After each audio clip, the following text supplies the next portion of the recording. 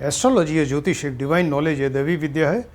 अभी जो टॉपिक चल रहा है उसमें चंद्रमा, मून जो एक प्लैनेट है, ग्रह है, इसको देख रहे हैं कि कुंडली के यदि डिफरेंट हाउसेज में बैठे तो क्या फल देगा। क्लियर। तो अभी तक हमने आपको बताया कि चंद्रमा यदि कुंडली के फर्स्ट हाउस, जन्म लग्न या एसेंडेंट में अगर बैठे तो क्या फल देगा। इसके बाद फिर सेकंड, थर्ड, फोर्थ और फिफ्थ हाउस का बताया। आज जो टॉपिक है यदि चंद्रमा सिक्स्थ हाउस में बैठे तो क्या फल देगा। क्लियर। तो इसके लिए एक तो आपको चंद्रमा के कारकत्व यानी सिग्निफिकेशंस मालूम होने चाहिए। सेकंड नंबर सिक्स्थ हाउस जहाँ बैठा है उसके सिग्निफिकेशंस यानी क्या क्या चीज़ें आप पता करेंगे सिक्स्थ हाउस से, ये मालूम होना चाहिए। इसके अलावा यदि कोई ग्रह इसके साथ बैठा है या किसी ग्रह की दृष्टि है, कंजंक्शन या एस्पेक्ट, तो उसको भी देखना चाहिए। और चंद्रमा का बल देखा जाता है यानी कितनी स्ट्रेंथ है, कितने पावर है और कितने डिग्री का चंद्रमा है, ये सब सारी चीज़ें देखें। फिर और इम्पॉर्टेंट चीज़ ये कि यहाँ चंद्रमा किस राशि में बैठा है। क्लियर। चंद्रमा किस राशि में बैठा उसके हिसाब से फल होगा। तो सबसे पहले देखते हैं कि चंद्रमा के कारकत्व यानी सिग्निफिकेशंस क्या क्या हैं, चंद्रमा से आप क्या क्या मालूम कर सकते हैं।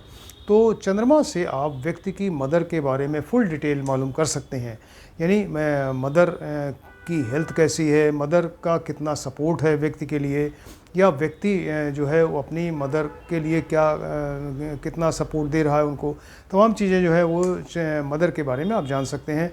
इसके अलावा चंद्रमा से व्यक्ति की हैप्पीनेस, सुख, चित्त की प्रसन्नता, ये सारी चीज़ें इससे चंद्रमा से देखी जाती हैं।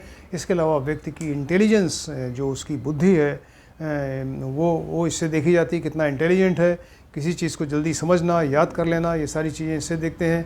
इसके अलावा ये नींद का कारक है, ऐसी इससे जो है व्यक्ति को अच्छी नींद आती है कि नहीं आती है, स्लीप या नींद के बारे में इससे पता कर सकते हैं आप। और चंद्रमा से इसके अलावा व्यक्ति का इमोशंस, फीलिंग्स और मूड क्या है उसका, उसके बारे में आप पता कर सकते हैं। व्यक्ति का मान सम्मान, रिस्पेक्ट और उसकी ख्याति कितनी है, रेपुटेशन कितनी है, ये आप इससे देख सकते हैं। इसके अलावा व्यक्ति की सुंदरता, लड़कियां हैं या लेडीज़ है कोई, उसकी सुंदरता, ब्यूटी, या कोई अगर आदमी है, व्यक्ति है, आदमी है, पुरुष है, तो उसका वो कितना हैंडसम है, इससे पता चलता है। इसके अलावा चेहरे पे जो कांति होती है, एक स्प्लेंडर ऑफ फेस, वो चंद्रमा से आप मालूम कर सकते हैं। चंद्रमा एक बहुत ही ज़्यादा सॉफ्ट प्लैनेट माना गया है और सॉफ्ट स्पोकन है, इसकी वाणी बड़ी कोमल है। तो इस व्यक्ति की जो वाणी में कितनी कोमलता है, टेंडरनेस या सॉफ्टनेस ऑफ स्पीच है, वो इससे पता चलता है। क्लियर। इसके अलावा ये व्यक्ति की मेंटल हेल्थ कैसी है, उसको इससे पता चल सकता है यहाँ पर चंद्रमा से। क्लियर। इसके अलावा चंद्रमा एक जली वाटरी प्लैनेट है, तो जल से रिलेटेड कोई भी अगर प्रेडिक्शन करना है तो वहाँ चंद्रमा को देखा जाता है। इसके अलावा वर्षा, रेंस का कारक है, यानी रेंस कैसी है, कब होगी, और अगर ज़्यादा है तो बाढ़ आ गई, तमाम चीज़ें आप रेंस के बारे में इससे चंद्रमा से प्रेडिक्ट कर सकते हैं। इसके अलावा स्त्री का कारक है, यानी लेडीज़ स्त्री का कारक माना गया है। क्लियर। तो इस तरह से ये चंद्रमा के बारे में आपने देखा। अब देखिए कि यहाँ चंद्रमा सिक्स्थ हाउस में बैठा है, तो सिक्स्थ हाउस से आप क्या क्या चीज़ें मालूम कर सकते हैं व्यक्ति के बारे में। तो उस व्यक्ति को कोई रोग होगा क्या, वो हेल्दी है या रोग उसको बार बार घेरे रहेगा, वो डिसीज़ के बारे में, रोग के बारे में यहाँ से पता चलता है सिक्स्थ हाउस से। इसके अलावा सिक्स्थ हाउस से व्यक्ति के जो शत्रु हैं, वो उनसे परेशान है या शत्रुओं को कैसे डील कर रहा है, ये सारी चीज़ें आप सिक्स्थ हाउस से देख सकते हैं। इसके अलावा मुकदमेबाजी, जो कोर्ट केसेस हैं, वो सब यहाँ सिक्स्थ हाउस से पता चलता है। और यदि व्यक्ति को पैसे की कमी है, लोन लेना पड़ रहा है, तो उधार ले और फिर उसको चुकता करे, तमाम चीज़ें जो हैं ये सब लोन से रिलेटेड आप यहाँ सिक्स्थ हाउस से देखेंगे। इसके अलावा शरीर की इम्यूनिटी पावर, जो रोग से लड़ने की क्षमता है, वो यहाँ सिक्स्थ हाउस से देखी जाती है। और एक और इम्पॉर्टेंट चीज़ कि ये स्पोर्ट्स का कारक है, खेल कूद जो है स्पोर्ट्स का, और इसके अलावा कॉम्पिटिशन्स जो बच्चे देते हैं तो उसके लिए उसका कारक है।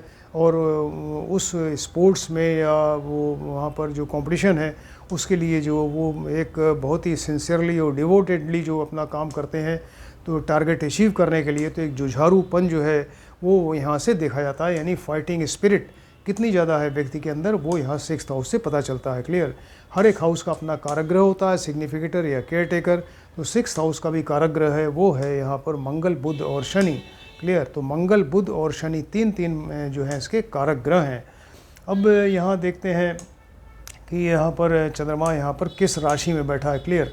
सपोज चंद्रमा यहाँ पे अपनी उच्च राशि में बैठा है, उच्च राशि इसकी 2 नंबर है, वृषभ या टॉरस राशि, और स्व राशि इनकी अपनी राशि है 4 नंबर यानी कर्क या कैंसर राशि अगर इसमें बैठा है तब भी यहाँ चंद्रमा 6th हाउस में अच्छा फल ज़्यादा नहीं देता। क्लियर, ये आप समझ लें कि 6th हाउस में बैठा हुआ चंद्रमा अच्छा फल नहीं देता। फिर भी यदि ये अपनी उच्च राशि या स्वराशि में है तो यहाँ से रह के ये मेडिकल फील्ड है, जुडिशरी है, इसमें अपना कैरियर बना सकता है। इसके अंदर यहाँ सेवा भाव ज़्यादा होता है, ये लोगों का परोपकार करना, सेवा भाव, समाज सेवा करना और इस तरह की चीज़ें यहाँ से इसके बारे में ज़्यादा देखी जाती हैं। और इसके अलावा ये इसका मन बड़ा अशांत रहता है, यहाँ पर मन अच्छा नहीं रहता, एक हैप्पीनेस वाली चीज़ ज़्यादा नहीं रहती यहाँ पर, और मदर की चिंता बनी रहती है, शत्रु भी इसके ऊपर हावी रहते हैं। और इसके अलावा मुकदमे में प्रॉब्लम होती है, मुकदमे में बहुत ज़्यादा संघर्ष करना पड़ता है। हो सकता है मुकदमा जीत भी जाए क्योंकि ये उच्च या स्वराशि में है, लेकिन इसको काफ़ी फेस करना पड़ता है, काफ़ी संघर्ष करना पड़ता है। और सर्विस ओरिएंटेड होता है यहाँ का चंद्रमा जो है, अगर अपनी अच्छी राशि में है तो ये सर्विस की तरफ ओरिएंटेड होता है। कर्ज लेता है तो कर्ज उतार भी देता है, लेकिन वो मेहनत, संघर्ष, ये सब चीज़ें बहुत ज़्यादा, एंग्जाइटी, टेंशन, डिप्रेशन, ये सब ज़्यादा होता है। 6th हाउस में चंद्रमा अच्छी राशि में है तो ये फीमेल्स की तरफ यानी लेडीज़, गर्ल्स की तरफ ज़्यादा अट्रैक्ट होता है ऐसा व्यक्ति। और जो विडो स्त्रियां हैं यानी जो विधवा स्त्रियां हैं उनकी तरफ भी अट्रैक्ट होता है। ये यहाँ चंद्रमा अगर अच्छी राशि में, अब सपोज़ है यहाँ पे चंद्रमा अपनी नीच राशि में बैठ गया, नीच राशि इसकी 8 नंबर है, स्कॉर्पियो या वृश्चिक राशि या शत्रु की राशि है 10-11, यानी इसकी मकर और कुंभ राशि शनि की राशियाँ हैं, इसमें अगर बैठेगा तो फिर ये और ज़्यादा ख़राब फल करता है। ऐसा ज़्यादा जातक जो है फिर बहुत ज़्यादा इमोशनल होता है। क्लियर, और मन इसका बिल्कुल ही खुश नहीं रहता, एंग्जाइटी, टेंशन, डिप्रेशन बना रहता है, मदर की तरफ से बार बार बहुत ज़्यादा चिंता रहती है। और सर्विस जो करता है, अगर सर्विस में बार बार बदलाव होता है और को वर्कर्स जो होते हैं सर्विस वाले उस जगह, तो वहाँ उनसे एक अनबन बनी रहती है और प्रॉब्लम उनसे बनी रहती है, और अपने सर्विस में बार बार बदलाव करने की ज़रूरत पड़ती है, शत्रुओं से परेशान रहता है। इसके अलावा कफ है, कोल्ड है, ये क्रॉनिक कफ कोल्ड बना हुआ है, ठीक ही नहीं हो रहा है, इस तरह की प्रॉब्लम रहती है। चंद्रमा जो है चेस्ट का कारक है, लंग्स का कारक है, उसमें कुछ प्रॉब्लम हो सकती है। इसके अलावा चंद्रमा आँखों का कारक है, आँख में कुछ प्रॉब्लम हो सकती है। मानसिक तनाव, एंग्जाइटी, टेंशन, डिप्रेशन, टेंशन एक बना, ये इस तरह की प्रॉब्लम यहाँ पर चंद्रमा के साथ ज़्यादा हो सकती है। अब देखते हैं कि यहाँ पर ये ग्रहों की युति या दृष्टि, तो चंद्रमा के साथ एक तो चंद्रमा ये देखें, ये 6th हाउस में बैठा हुआ है। क्लियर, 6th हाउस में बैठा चंद्रमा यदि 8वें या 12वें हाउस का स्वामी बनकर यहाँ बैठे, यानी अष्टमेश होकर छठे में बैठा या द्वादशेश होकर अगर छठे बैठेगा तो विपरीत राजयोग बनाता है। इसको विपरीत राजयोग कहते हैं, यानी बहुत ज़्यादा संघर्ष के बाद फिर उसको सफलता मिलती है। तो अगर 8वें का लॉर्ड, 8th हाउस का लॉर्ड होके चंद्रमा छठे घर में बैठेगा तो ये सरला योग बनता है। क्लियर, ये सरला योग बनता है।